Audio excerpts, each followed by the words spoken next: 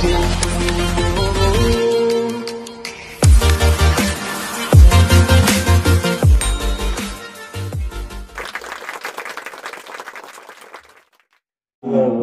gitu kan. Karena saya melihat bahwa di Indonesia ini ada budaya latah, ikut-ikutan. Ya ini yang harus kita berantas. Karena budaya latah, apalagi latahnya hal yang negatif ya, ini akan membawa kita ke hal yang negatif juga. Iya, masih mending kalau latahnya itu positif gitu kan. Latah membaca buku, latah sedekah gitu kan. Nah itu nggak apa-apa. Tapi ini latahnya kan ngeprank sampah lah, ngeprank orang lah, jadi orang. Aduh. Misalnya seorang influencer nih, kan sekarang lagi marak giveaway ya. Kalau saya cari sisi positifnya aja. Oke lah, dengan cara dia giveaway itu banyak orang yang simpati, akhirnya menonton konten kita. Itu nggak masalah. Tapi juga giveaway-nya bukan ke viewers, tapi ke orang yang membutuhkan. Oh, yang biar tepat sasaran gitu. Benar. Intinya tetap bermanfaat juga. Gitu. Iya. Kalau giveaway ke orang yang membutuhkan, saya setuju banget. Kalau kita mengajak para followers kita untuk sama-sama kita bersedekah.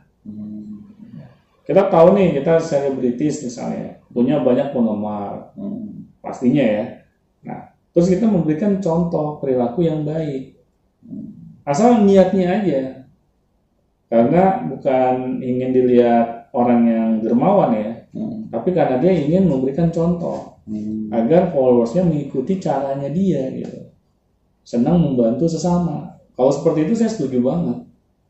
Kalau perlu semua selebritis bikin konten kayak gitu. Iya, jadi tertolong semua masyarakat gitu. Iya. Tapi bukan kita giveaway agar kita bisa nambah followers. Nah, tapi sih memang kebanyakan seperti itu Pak. Kebanyakan ya. Jadi bongkar ini. Jadi malu. Jadi malu nih. Ini kebanyakan seperti itu Pak. Ini giveaway itu memang salah satu cara untuk meningkatkan popularitas atau followers. Nah, mau nggak mau kan. Kalau itu saya kurang setuju. Misalnya giveaway ini syaratnya harus nge-like dulu ini. Iya.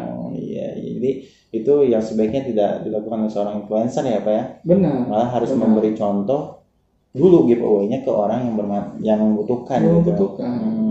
Itu yang yang dianjurkan oleh agama. Kan kita dianjurkan bersedekah itu baik bersembunyi maupun terang-terangan. Ya. Nah berarti kita melakukan yang terang-terangan nih, itu nggak masalah. Jadi kembali lagi ke niat kita. Niatnya ya, yang penting nggak ria gitu kan. Iya, yang penting niatnya bukan untuk ria. Niatnya ingin menjadi inspirasi. Suri toladan. Oh ternyata nih idola gue senang berbagi nih. Gue harus ngikutin nih caranya dia.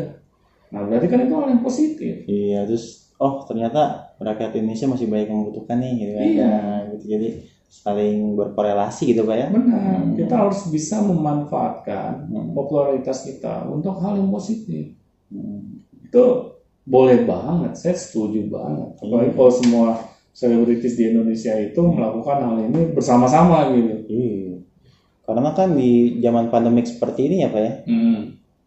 Memang sih aku dapat informasi gitu kan dari Kompas Bisnis atau apa gitu. Jadi pendapatan per kapita seorang influencer atau YouTuber lah itu terbesar.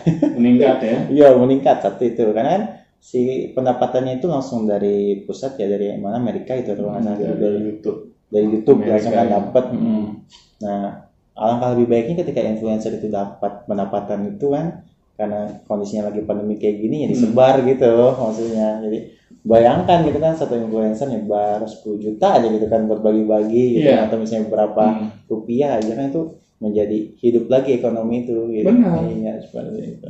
Jadi kalau buat saya penghasilan yang didapatkan oleh seorang influencer baik itu dari YouTube atau dari endorse, itu buat saya nggak masalah. Yang penting dia sudah menyalurkannya ke orang yang membutuhkan. Dan harapannya agar para followersnya juga mengikuti cara-cara mereka. Itu yang paling penting. Nah, tapi kalau kita sebagai selebritis hanya sekedar ingin terus menambah popularitas kita tanpa kita melakukan hal-hal yang bermanfaat. Bosen sendiri ntar Pak. Iya.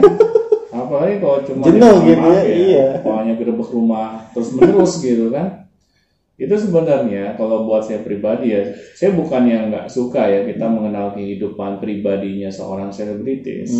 Konten gerebek rumah itu ya. Atau kehidupan seorang misalnya pengusaha sukses. Tetapi ya jangan terus-terusan kita bikin konten yang sama begitu. Kenapa kita nggak membuat konten yang berbeda gitu, yang lebih bermanfaat? Saya takutnya kalau kita terus memberikan konten-konten yang seperti itu, akhirnya akan ada kecemburuan sosial. Jadi ini ya, jadi yang lain tuh ngelihat iri. Iya. Jadi malah gitu. Iya. Apalagi ketika kita lagi gerebek rumah, kita tidak berusaha mencari sisi positifnya orang yang punya rumah. Misalnya kita tanya, gimana sih caranya kamu bisa sukses seperti saat ini? Awalnya seperti apa gitu ya. Malah dengan kita mendengar ceritanya dia misal membangun usaha, jatuh bangunnya, dari dia bisa dibilang hidup yang miskin sampai dia bisa sukses. Ini bisa menjadi inspirasi buat orang banyak. Seharusnya bukan hanya sekedar gerebek rumah gitu. Kalau gerebek rumah kan cuma mengenalin ini sepatu 15 juta. Iya. Kalau seperti itu buat apa gitu? Gak ada manfaatnya. Sepatu 15 juta membeli apa tuh Pak? Berobat ya. Itu malah buat saya itu konten yang benar-benar menyiksa masyarakat. Udah tahu keadaan lagi sulit seperti saat ini, tapi kita tidak memberikan sesuatu yang bisa menginspirasi, yang membuat masyarakatnya jadi berdaya, menjadi lebih semangat lagi. Kan seharusnya fokus kita ke sana. Iya, minimal membantu membangun ekonomi masyarakat lah ya. Iya. Influencer itu iya. Itu harus menjadi fokus para influencer gitu. Karena mereka ini orang-orang yang ditiru gitu. Iya. Mau nggak mau mereka jadi public figure Pak ya. Pasti. Otomatis gitu. Nggak harus mereka menyatakan itu juga mereka banyak dilihat gitu kan. Ada tanggung jawab di situ gitu.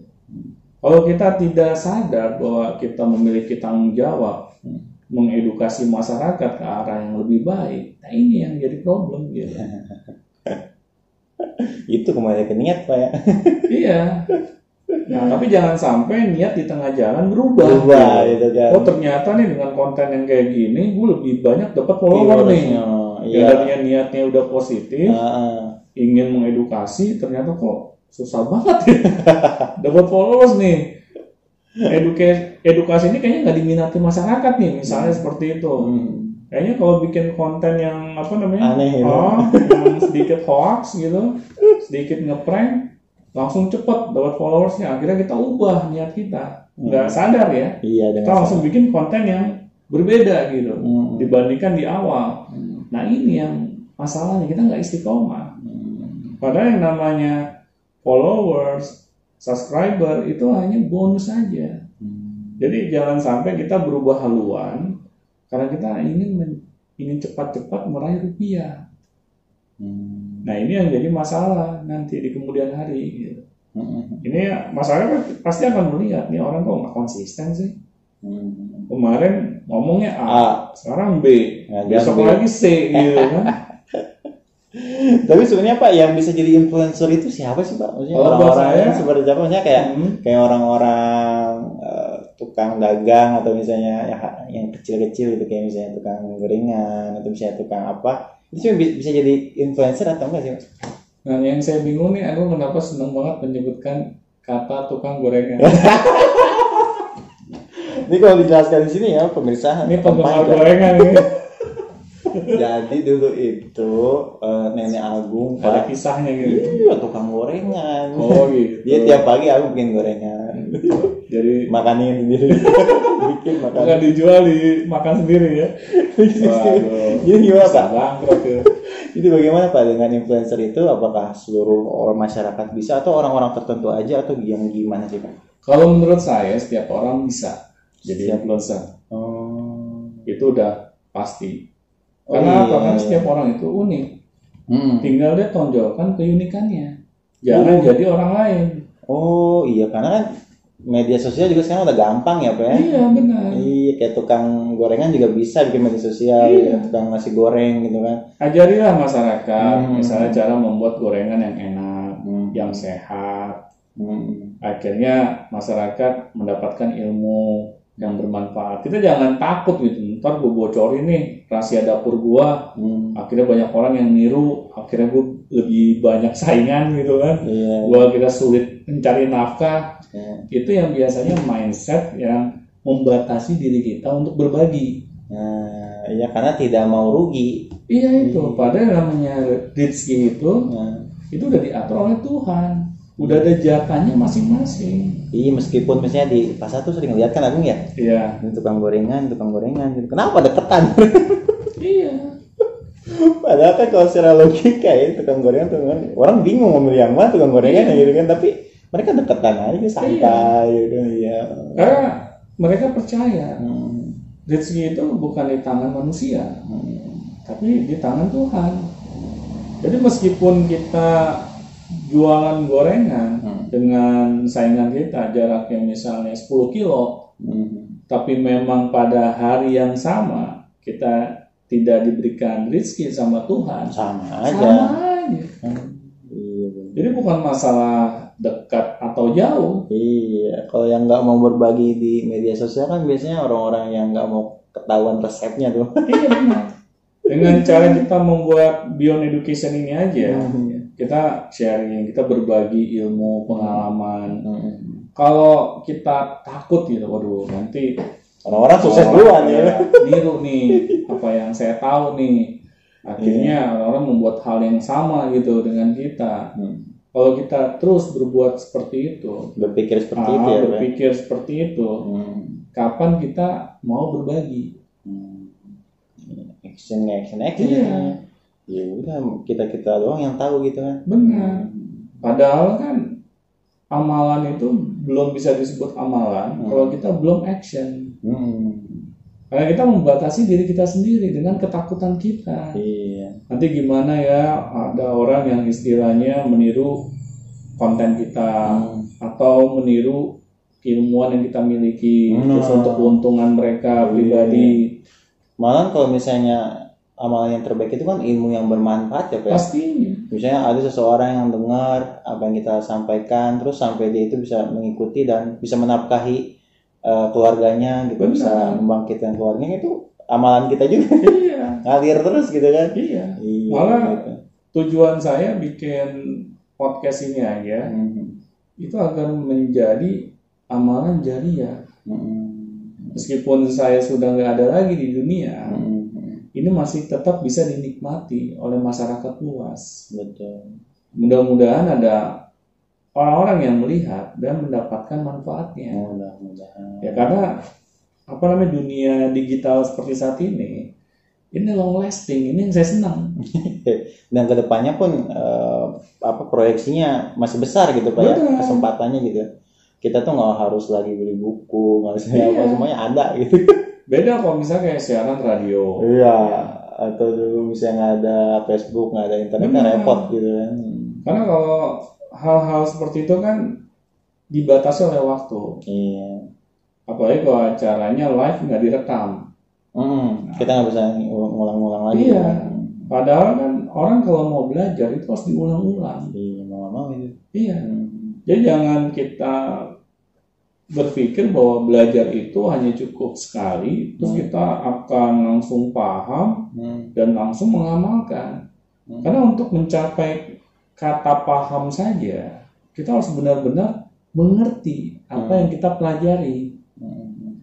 Tapi kalau kita nggak ngulang-ngulang, gimana? Bagaimana kita bisa mengerti kan? Iya. Apalagi paham. Nah, disinilah yang harus kita bersyukur gitu dengan adanya digital era ini. Kita banyak fasilitas pendukung gitu. Iya. Untuk kita bisa berbagi. Iya, untuk kita bisa mengawali menjadi influencer gitu. Iya. Iya, kalau dulu mau jadi influencer gimana coba Pak? Pakai toa Pak. Yes, kalau dulu kan aku kenalnya influencer itu ya bukan influencer, lebih tepatnya orang yang berpengaruh gitu di dalam sebuah daerah gitu kan.